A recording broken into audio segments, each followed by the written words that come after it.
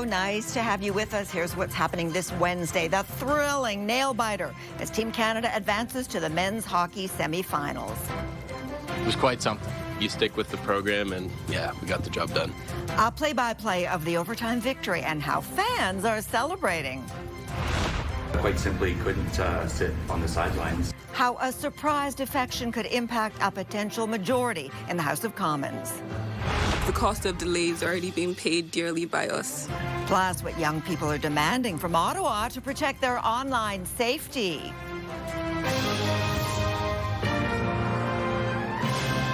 CTV National News with Sandy Ronaldo. Oh, Canada, what a game. You're not alone if you felt like much of the country was holding its collective breath today as the men's hockey team went into overtime at the Olympics in a knockout quarterfinal match against Czechia. 82 seconds into extra frame, Mitch Marner scored the game-winning goal. The Canadian team was behind late in the third period, but managed to tie it up before the big win that sends Team Canada to the semifinals.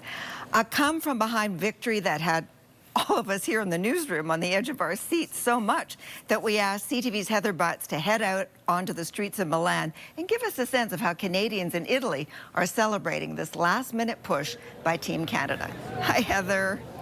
Sandy, to call that a nail-biter would be an understatement. Canadians were holding their breath, not just at home, but right here in Italy. I'm outside a bar in Milan, which has become the unofficial Canada House. This place is packed during big events during these Olympic Games, and tonight was no different. Everyone was spread out onto the street. It was standing room only. Everyone holding their breath that entire game. Fans telling me it was tied for far too long, making them feel a little uncomfortable.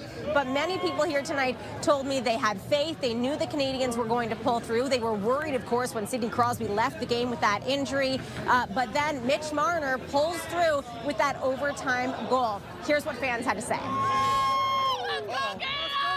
Feeling such a relief when that score came at the last minute, and yeah, it was very, very stressful. Didn't expect that. It was supposed to be an easy game, and it was not. The fans here are awesome. Like the atmosphere in the bar here is almost all Canadians. It was just the best day ever. You could feel that everyone was super nervous, but also really weirdly, I feel like we all kind of knew that Canada was going to pull it out, especially when they went to overtime, 3-on-3. That's our game. My friend here, Laura, called it in the second period. She's like, Marner's got the next one, and he did it. It's amazing. So Canada's men's hockey team has avoided a historic upset. They'll play in the semi-finals on Friday, but Canada can't breathe a sigh of relief just yet. All attention now will turn to Canada's women's hockey team.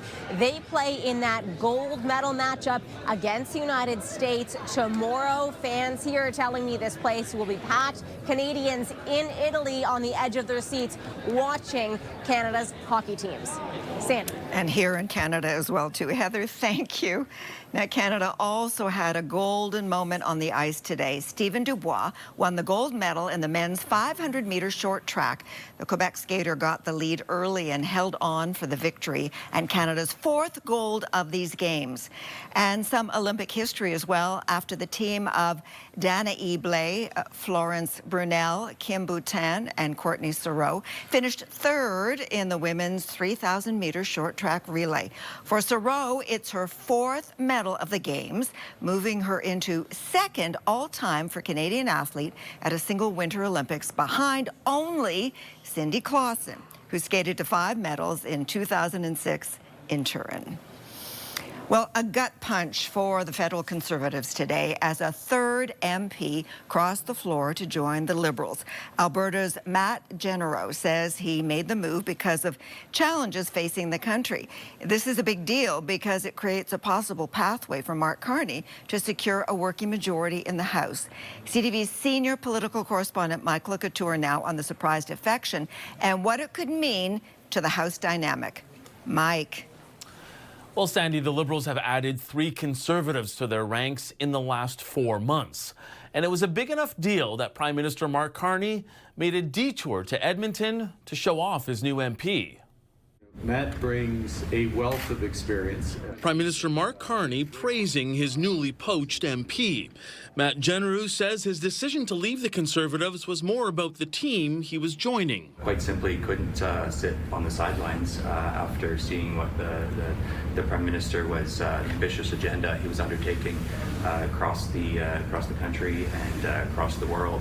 In November, Jeneroux said he was leaving politics to spend more time with his family. But the Alberta MP says it was Carney's speech at Davos that convinced him to change his mind. I think it opened a lot of eyes for Canadians, Albertans, Edmontonians, just how serious this national unity crisis truly is. A Conservative leader, Pierre Poilievre, responded on social media, calling the floor crossing a betrayal of the people in Jeneroux's riding who voted for affordable food and homes, safe streets, and a strong resource sector.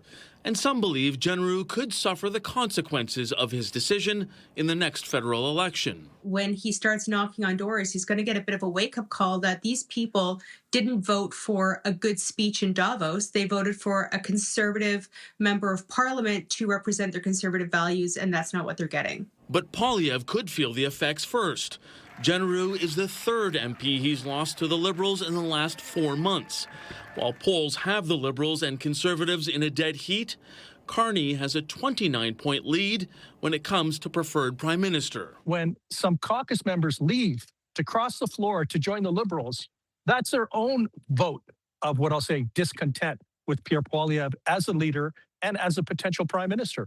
Now, the latest floor crosser leaves the Liberals 3 seats shy of a majority. And with 3 by-elections coming up, they could get that majority without holding a general election. Sandy? All right, Mike in Ottawa, thank you. Let's bring in CTV's chief political correspondent, Vashi Kapelas. Vashi, the idea of a majority has to be an attractive possibility for the Liberals. So how fragile a moment is this for Pierre Poilievre?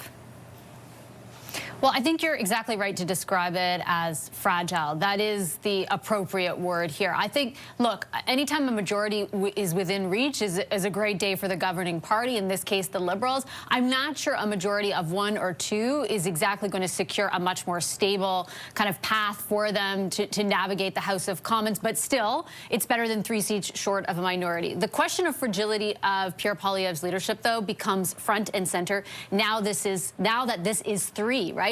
Imagine if this were a month ago and that extra floor crosser had put them into majority territory.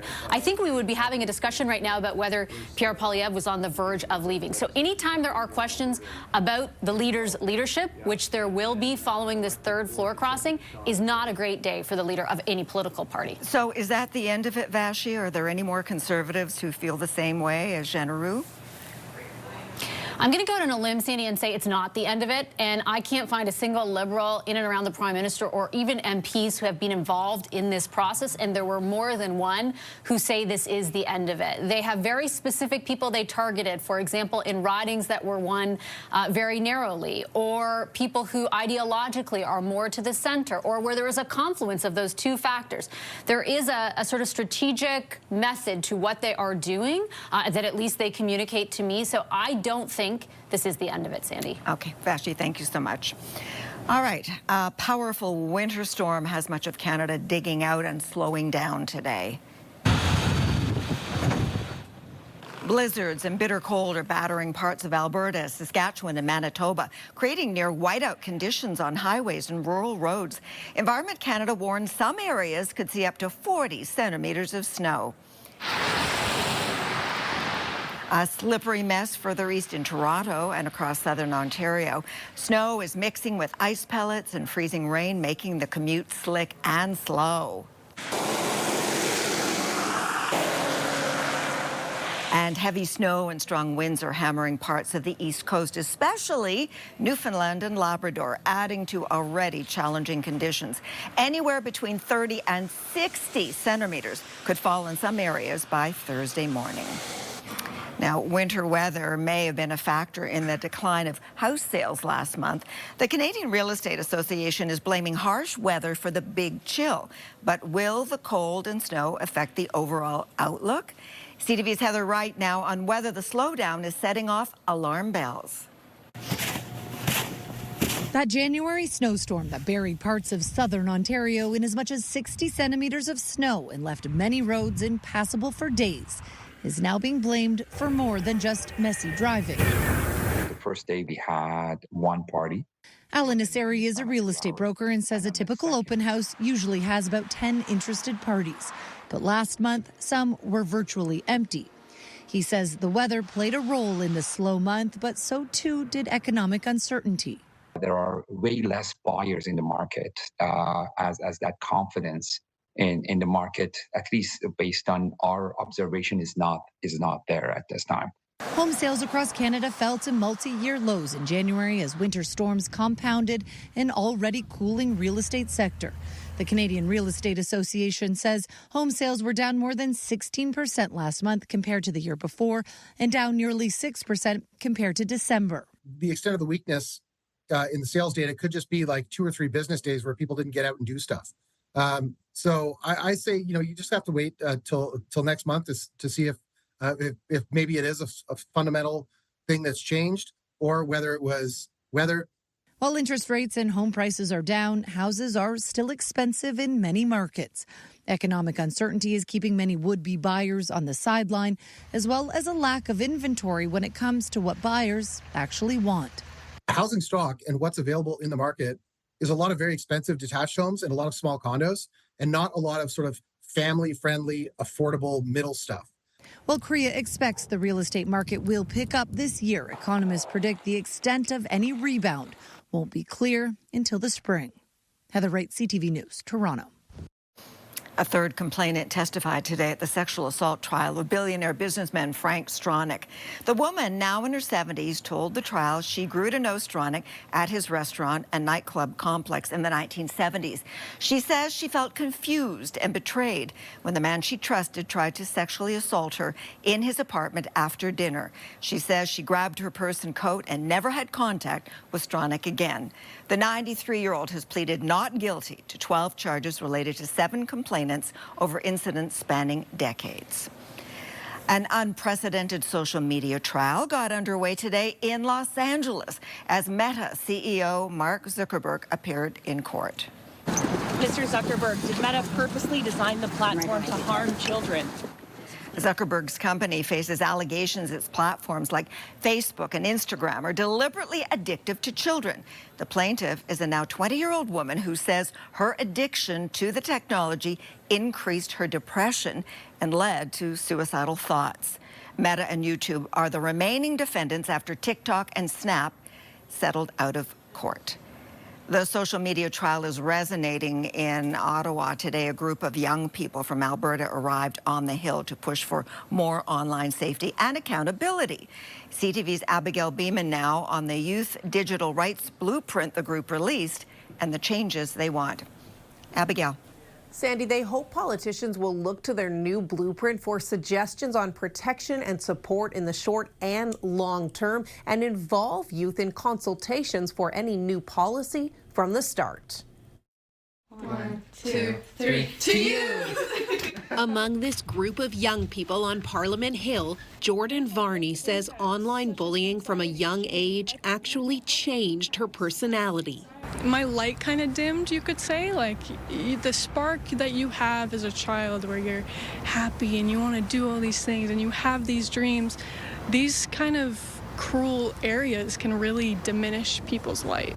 Worried about the mental health of youth, including younger siblings, she hopes the government will create online harms policy that incorporates diverse youth perspectives, and along with cohorts is offering up this detailed blueprint on digital rights to help.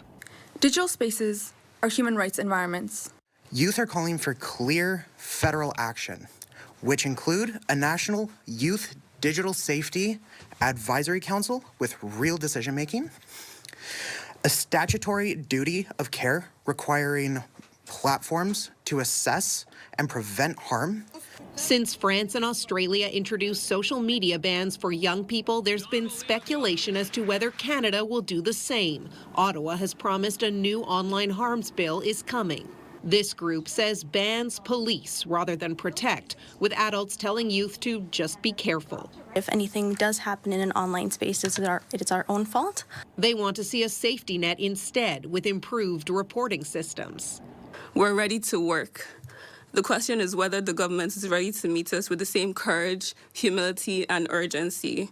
CTV News asked the government for a response to the blueprint and whether there's any update on a timeline for a new online harms bill, but we did not hear back before deadline. Sandy? Abigail, thank you. Coming up, a changing flight plan. Well, on average, I would probably travel 3, 4, maybe 5.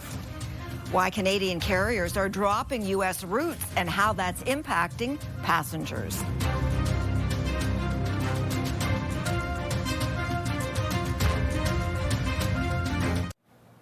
The reduced demand from Canadians flying to the U.S. has air carriers making changes. Air Transat is canceling all flights to the States starting this spring, while WestJet is eliminating routes. CTV's Alex Carpa on what it means for the airlines and your travel plans. Yeah, this is myself with my daughter when she was going to school just outside of Pittsburgh. Mike Gebhardt is a frequent traveler to the United States. Well, on average, I would probably travel 3, 4, maybe 5. His daughter lives in Alabama, but visiting her sometimes is not easy. I do fly out of Saskatchewan most of the time, so it is a bit of a challenge. Leave early in the morning, come back late at night. And traveling could get a little more chaotic for passengers like Gebhardt moving forward. WestJet and Air Transat recently slashed several routes from Canada to U.S. cities. WestJet saying the decision comes from, quote, a notable decline in trans-border travel demand. It's something to always be aware of. Statistics Canada data last month showed that Canadians continue to take fewer trips to the U.S. in November 2025 amid the ongoing trade war and declining dollar. Travel agent Daryl Silver says passengers shouldn't be worried about this shift. Yes, could there be more problems now? I suppose, but in general, I don't think that that's significant if that is happening. A few travel experts we spoke to say passenger demand to the U.S. from Canada is down and say it's no surprise that airlines like WestJet and Air Transat are reducing these routes. It's one of those things where they feel they can focus on domestic, where they excel, especially on the West Coast, and become more profitable. It's good for them. John Graddick says the reduction is consumer-driven. Not driven by the weather, not driven by anything else. Consumers have decided that they'd rather spend their leisure travel dollars on flights other than the USA, and they're reacting to that. As for Gebhardt, he says he'll continue traveling to the U.S. to see his daughter, but when it comes to vacationing south of the border, he admits he's thinking twice, especially as flight options are reduced. Alex Carpa, CTV News, Winnipeg. Still ahead, a tragic recovery mission. The ongoing search after the deadliest avalanche in the U.S. in decades.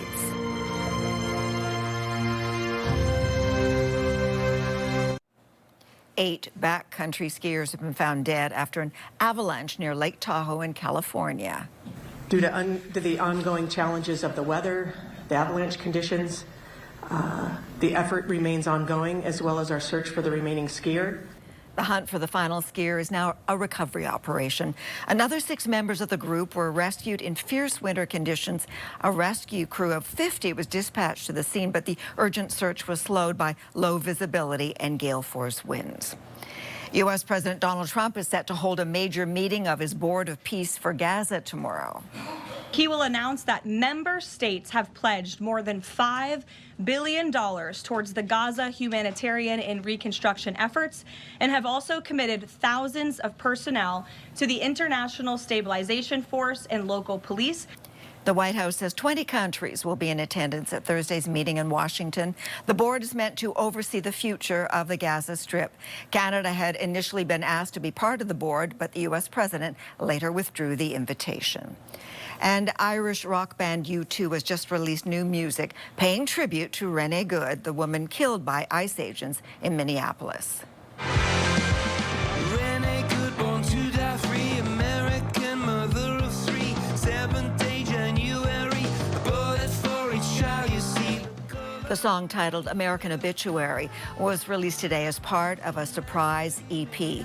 U2 is the latest group to criticize the U.S. government and the actions of ICE agents across America. After the break, where Jays fans are flocking, warming up, and covering all the bases of spring training stateside.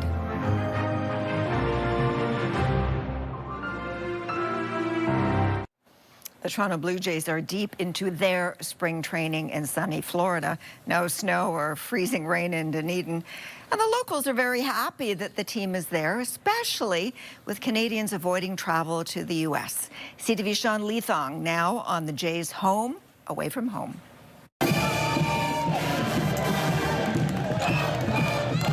Mardi Gras in Dunedin, Florida. The small town of 38,000 celebrating, and while the beads are flying, the parade passes by TD Park, and it isn't hard to find Blue Jays fans. What do the Jays mean to Dunedin? A lot. You're the best. We love the Jays. This is Blue Jay country down here. Bowser's, located just up the road from the ballpark, styles themselves as a Blue Jays bar. It puts Bowser's on the map.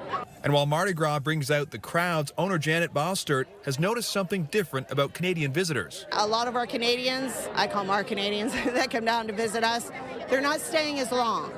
While support for the Blue Jays can be seen on the homes and in the shop windows of Dunedin, a recent report from visitflorida.org shows 15% fewer Canadians came to Florida through the first 3 quarters of 2025.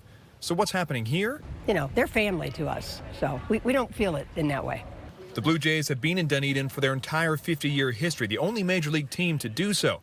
Local Mayor Mo Freeney says the team adds an estimated $200 million to the area economy, and this year Jays ticket sales are up. When the season's on, you know, everybody's walking around town and filling the restaurants and shopping in the shops. Even inside Blue Jays spring training, as fans gather from Toronto and elsewhere, the players feel the warmth from this community. Just driving through and seeing everyone's kind of the Vladdy's face and George's face, not my face, but everyone else's face up on the board. It's awesome. And, you know, walking downtown, it's such a great town to kind of walk and see all the Blue Jays fans out there. When you get closer to the ballpark, you see all the Blue Jays and all the Blue Jays logo, and the people feels really familiar with the team, and we obviously feel that. Helping the players feel a bit of the support they get at home while they prepare for the season. And it's a lot warmer than Canada right now, I'll tell you that. Vice President of Florida Operations for the Blue Jays, Shelby Nelson, says Blue Jays fandom here lasts longer than the spring. It's really, really strong. I mean, we had some watch parties during the World Series, and they were packed. The club opened up TD Ballpark during the playoffs, hosting 10 watch parties through the World Series. And this past Saturday, they welcomed the Jays back with their annual golf cart parade. So we're going to be rooting them on. We want it all. A partnership rooted in support for the team and each other. In Dunedin, Sean Leathong, CTV News. Thank you for sharing your time with us this Wednesday. I'm Sandy Ronaldo. Bye for now. We'll see you tomorrow, we hope. Take care.